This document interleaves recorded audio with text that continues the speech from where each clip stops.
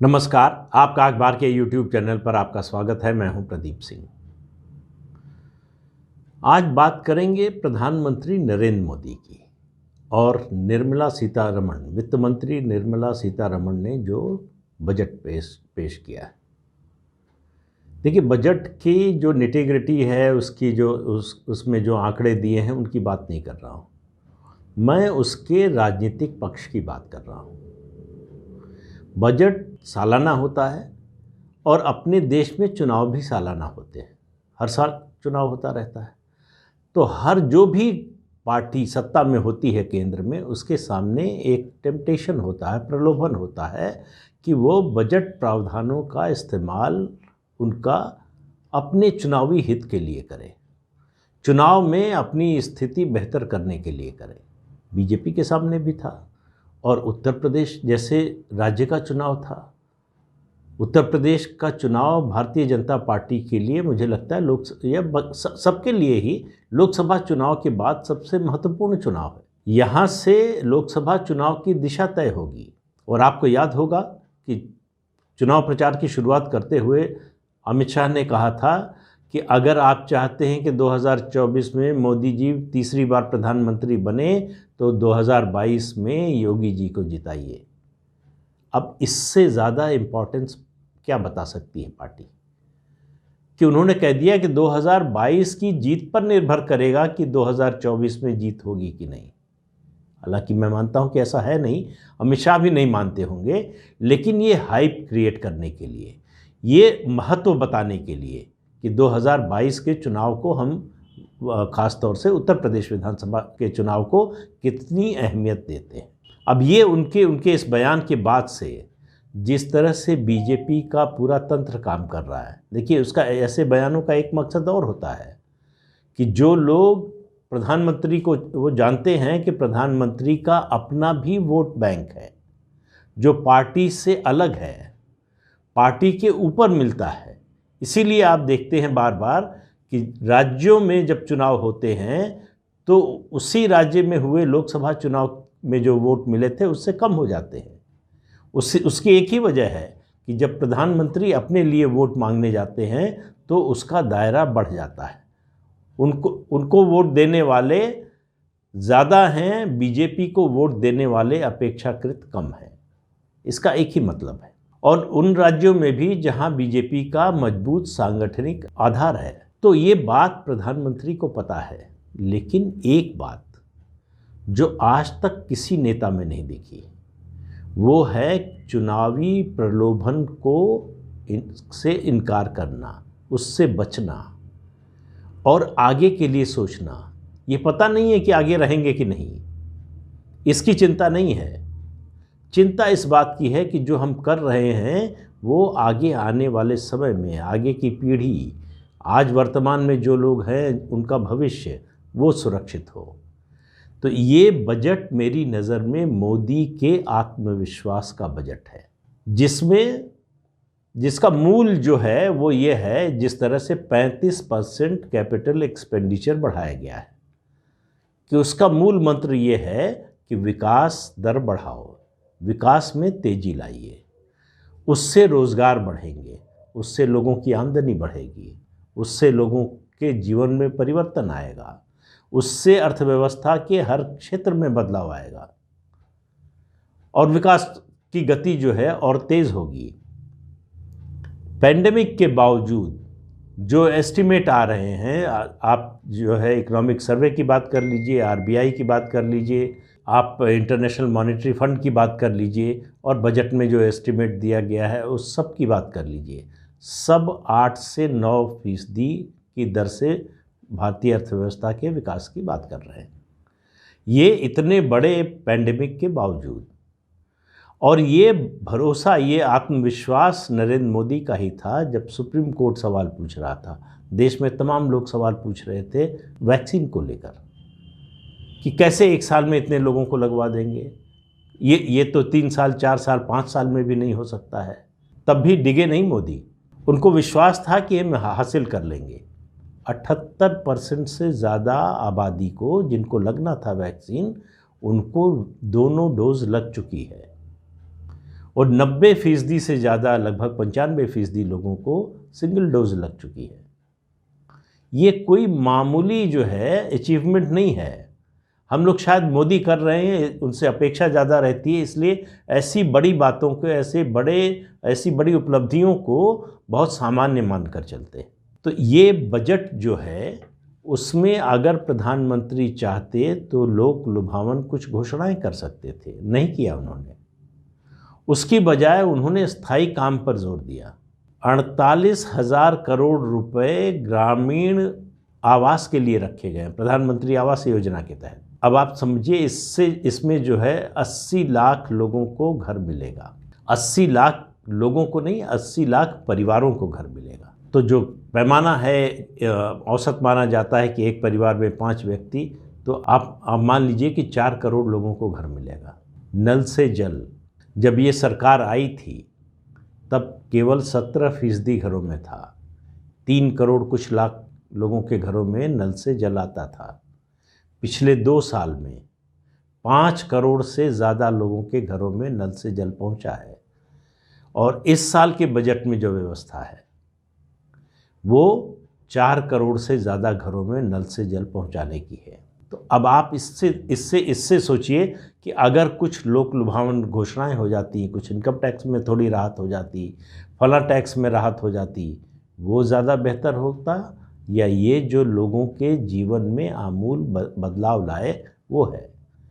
Infrastructure के क्षेत्र में जिस तरह का इन्वेस्टमेंट बढ़ाया जा रहा है, एक बड़े उद्योगपति ने कहा अगले 10 साल भारत में निवेश का महोत्सव होगा। यानी सरकार खर्च बढ़ा रही है, अब जो है प्राइवेट सेक्टर भी उन परेशानियों से निकल रहा है। बैंकिंग सेक्टर को जो है वो 5, 6, 7 साल लगे, लेकिन पटरी पर ले आई है सरकार। उनके जो एनपीए थे उनको ठीक किया, उसके बाद बैड बैंक बनाया। ये सब होने जा रहा है। डिजिटल करेंसी शुरू करेगा रिजर्व बैंक ऑफ इंडिया। इसको आप मानिए कि एक बहुत बड़ी क्रांति होने वाली है। जिस तरह से व्यापार होता है, ज़्यादा व्यापार जो होलसेल में होता है वो सब डिजिटल करेंसी में आ जाएगा। और डिजिटल करेंसी में आने का मतलब है एफिशिएंसी बढ़ेगी, कॉस्ट कम होगी। लेकिन ये छोटी बातें हैं। सबसे बड़ी बात यह है कि भ्रष्टाचार कम होगा। भ्रष्टाचार करने की, बेईमानी करने की गुंजाइश लगभग ख़त्म हो जाएगी। ये जो डिजिटाइजेशन हो रहा है, 5G जो शुरू होने जा रहा है, 5G का ऑप्शन इसी साल मतलब 2022 में ही शुरू हो जाएगा। 2023 से सर्विस शुरू हो जाएगी। 2025 तक सभी गांवों में ब्रॉडबैंड की सेवा पहुंच जाएगी।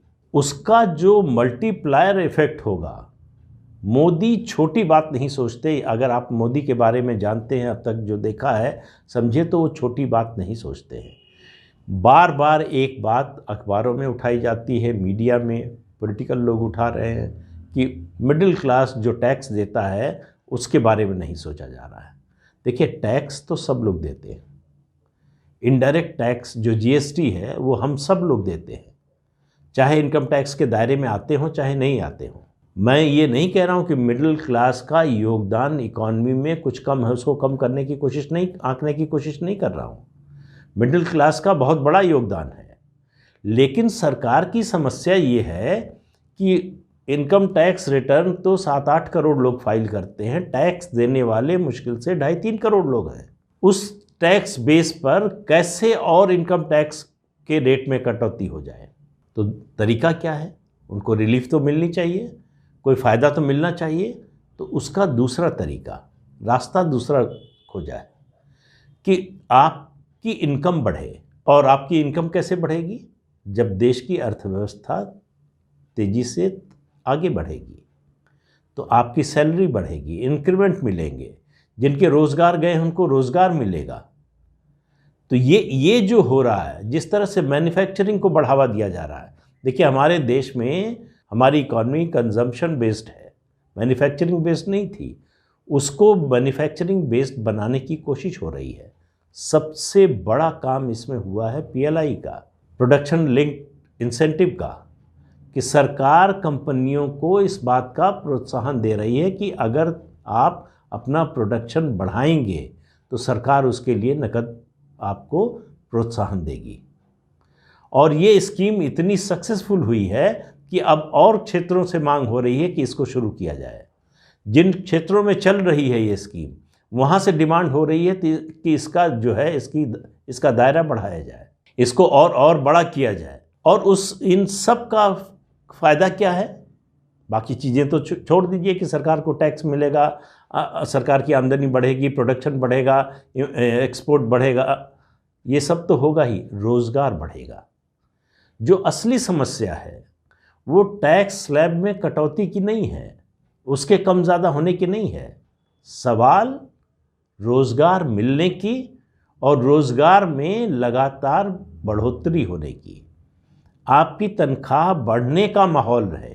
अगर कंपनी अच्छा कर रही है, उसको अच्छा प्रॉफिट हो रहा है, तो अपने एम्प्लॉय को वो तरह तरह के इंसेंटिव भी देती है, इंक्रीमेंट दिया जाता है, प्रमोशन दिया जाता है, तमाम तरह की और सुविधाएं दी जाती हैं। ये तभी होता है जब इकॉनमी ग्रो कर रही हो। इकॉनमी अगर नीचे जा रही है तो इनमें से कुछ नहीं होता। फिर आपकी सैलरी कटती है, फिर आपकी नौकरी जाती है। ये सब चीज़ें अब इससे अंदाज़ा लगा लीजिए कि सरकार के पास जो है अगर पैसा है जो वो 35% बढ़ा रही है कैपेक्स, वो अगर कैपिटल एक्सपेंडिचर न करके सरकार जो है लोक लुभावन वादों में कुछ टैक्स कम कर देती, कुछ और दूसरी चीज़ें दे देती लोगों को, तो वाहवाही तो हो जाती। लेकिन इकॉनमी का क्या होता? हमारे आपके बच्चों के भविष्य का क्या होता?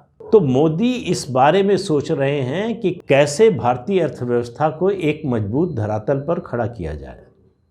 आप इस बजट को इस रूप में देखिए, मैं जब से बजट देख रहा हूँ, पढ़ रहा हूँ, सुन रहा हूँ, ये पहला मौका है कि मोदी का बड़ा से बड़ा विरोधी वो भी इस बजट में कोई खामी नहीं निकाल पा रहा है।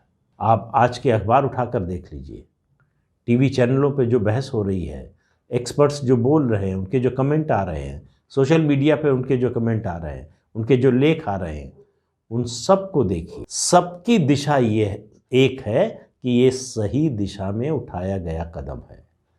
किसी को इस बात पर भरोसा ही नहीं हो रहा है कि एक राजनीतिक दल अपने चुनावी सरोकार से कैसे इस तरह से अलग हो सकती है, वो कैसे चुनावी फायदा उठाने के बारे में नहीं सोच सकती। यही फर्क है दूसरे पॉलिटिशियंस में और मोदी में। और ये फर्क कैसे आया है? क्योंकि मोदी को ये भरोसा है कि लोगों को उन पर भरोसा है। उनको मालूम है कि वो जो कदम उठाएंगे उस पर लोगों को विश्वास है कि उन्होंने सही के लिए उठाया है, उन्होंने देश और समाज के भले के लिए उठाया है। यानी मोदी की नीयत पर लोग आंख बंद करके भरोसा करते हैं। मोदी गलत हो सकते हैं, गलत कर सकते हैं, लेकिन गलत नीयत से कुछ नहीं कर सकते, ऐसा लोग मानने लगे। और ये यकीन जो है वही आपको दिखाता है जो 2014, 17, 19 में नतीजे देखे, उसमें यही दिखाता है। लेकिन मैं एक और बात कह रहा हूँ कि प्रधानमंत्री नरेंद्र मोदी ने इस बजट के जरिए, उनकी सरकार ने इस बजट के जरिए उत्तर प्रदेश के विधानसभा चुनावों के नतीजों की घोषणा कर दी है। उन्होंने इस बात की घोषणा कर दी है कि भारतीय जनता पार्टी बड़े मार्जिन से उत्तर प्रदेश का चुनाव जीतने जा रही है। बिना इस आत्मविश्वास के ये बजट आ ही नहीं सकता था।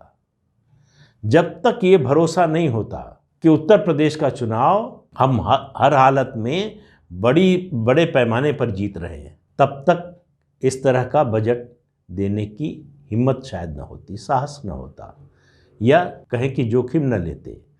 ये बहुत से लोगों की नज़र में ये जोखिम है, लेकिन मोदी का आत्मविश्वास लोगों पर, ख़ासतौर से इस मामले में उत्तर प्रदेश की बात कर रहा हूँ तो उत्तर प्रदेश के मतदाताओं पर और अपनी क्षमता पर, इन दोनों पर जो भरोसा है उसका नतीजा है। तो उत्तर प्रदेश के विधानसभा चुनाव का नतीजा तो चुनाव आयोग 10 मार्च को घोषित करेगा। प्रधानमंत्री नरेंद्र मोदी ने उसका नतीजा 1 फरवरी को घोषित कर दिया है कि बीजेपी चुनाव न तो हार रही है, न तो उत्तर प्रदेश में मुश्किल में है। तमाम जो पंडित लोग कह रहे हैं कि डिफेंसिव है, पीछे हट गई, वो अति पिछड़ा चला गया तो ब्राह्मण नाराज़ हो गया तो फला नाराज़ हो गया। ऐसा कुछ नहीं होने जा रहा है। ये बजट इस बात की मुनादी कर रहा है। दरअसल मोदी ने पिछले 7 साल में विकास की राजनीति की मेन स्ट्रीमिंग कर दी है, उसको मुख्य धारा में ले आए। अभी तक वो हाशिए पर थी, उसकी बात होती थी, उसकी चर्चा होती थी, लेकिन चुनाव आते ही पॉलिटिशियंस उससे किनारा कर देते थे कि भाई विकास की बात और विकास का जो मुद्दा है वो चुनाव के बाद देखेंगे। मोदी ने कहा कि नहीं, बाद में नहीं देखेंगे, इसी मुद्दे पर चुनाव लड़ेंगे, और इसी मुद्दे पर चुनाव लड़ेंगे, अपने काम के बल पर लड़ेंगे। जो काम किया है उससे हमने लोगों का भरोसा जीता है, और भरोसा है हमको लोगों पर कि वो हमारी बात को समझेंगे कि हमने ये जो लोक लुभावन घोषणाएं नहीं की हैं तो ये उनके हित में नहीं की हैं, या उनके कहें कि लॉन्ग टर्म जो उनका इंटरेस्ट है उसको हम सर्व कर रहे हैं। हम तात्कालिक राजनीतिक लाभ के लिए इस विमर्श को बदलना नहीं चाहते। मोदी ने 7 साल में जाति अस्मिता की राजनीति की धार को भोथरा कर दिया है। उन्होंने एक नई अस्मिता, वो जो लाभार्थियों की अस्मिता है, उसका वर्ग तैयार किया है। उस वर्ग को मोदी पर भरोसा है, मोदी को उस वर्ग पर भरोसा है, और उसी भरोसे का नतीजा है ये बजट। ये बजट इंफ्रास्ट्रक्चर के मामले में इतनी बड़ी और कैपिटल एक्सपेंडिचर के मामले में फिस्कल डेफिसिट की परवाह किए बिना इतना बड़ा निवेश पहली बार हो रहा है। और केवल केंद्र सरकार नहीं करने जा रही है, राज्यों को भी 1 लाख करोड़ रुपए का इंटरेस्ट फ्री लोन 3 साल के लिए मिल रहा है इंफ्रास्ट्रक्चर प्रोजेक्ट्स में निवेश के लिए। इसके अलावा जो राज्यों का कैपिटल एक्सपेंडिचर होगा, राज्यों को जो केंद्र से पैसा मिलेगा वो जो लगेगा, इस सब का एक मल्टीप्लायर इफेक्ट होगा। तो आने वाले समय में अंतर्राष्ट्रीय एजेंसियां भी कह रही हैं, भारत में भी एक्सपर्ट कह रहे हैं कि ये आने वाला समय जो है भारतीय अर्थव्यवस्था का समय होगा। जो 5 ट्रिलियन इकॉनमी की 2025 तक की बात हो रही है, पेंडेमिक के कारण हो सकता है साल 1.5 साल वो आगे खिसक जाए, लेकिन हम उस दिशा में बहुत तेज़ी से आगे बढ़ रहे हैं। ये बजट उसको रफ्तार देगा, भारतीय अर्थव्यवस्था को रफ्तार देगा। भारतीय युवाओं के लिए एक जो है नई सुबह की तरह आया है ये बजट। तो इस बजट के व्यापक अर्थ को देखिए, तात्कालिक छोटे मोटे लाभ की दृष्टि से इसको खारिज मत कीजिए। और मोदी को आप और कुछ भी आलोचना कर सकते हैं, कह सकते हैं, ये नहीं कह सकते कि उनको समस्या समझ में नहीं आती और वो समस्या को हल करने का प्रयास नहीं करते। सफल हों असफल हों वो बात की बात है, लेकिन समस्या समझ में आती है, उसका निदान समझ में आता है और उसका प्रयास होता है। इस बजट को इसी नज़रिए से देखिए। तो उत्तर प्रदेश विधानसभा का चुनाव का नतीजा जो है मोदी ने घोषित कर दिया है। अब 10 मार्च को जो है उसकी तस्दीक होगी, उसका कन्फर्मेशन होगा। तब तक इंतज़ार करते हैं। तो आज के अंक में इतना ही, अगले अंक में फिर मिलेंगे किसी नए मुद्दे के साथ। तब तक के लिए इजाज़त दीजिए, नमस्कार। आपसे अनुरोध है कि ये चैनल देखिए, शेयर कीजिए, लाइक कीजिए और सब्सक्राइब ज़रूर कीजिए। नमस्कार।